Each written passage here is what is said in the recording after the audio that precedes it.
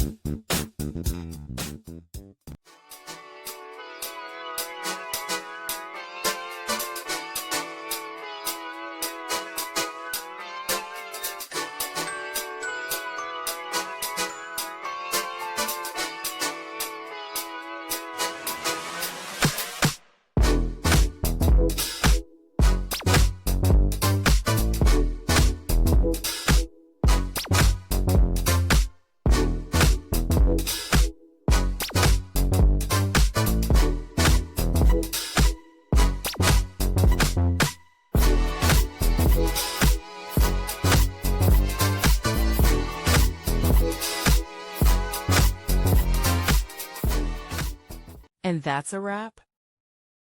I hope you found the answer you were looking for.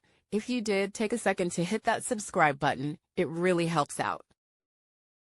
And let me know in the comments which solution worked best for you. See you next time in the debug zone.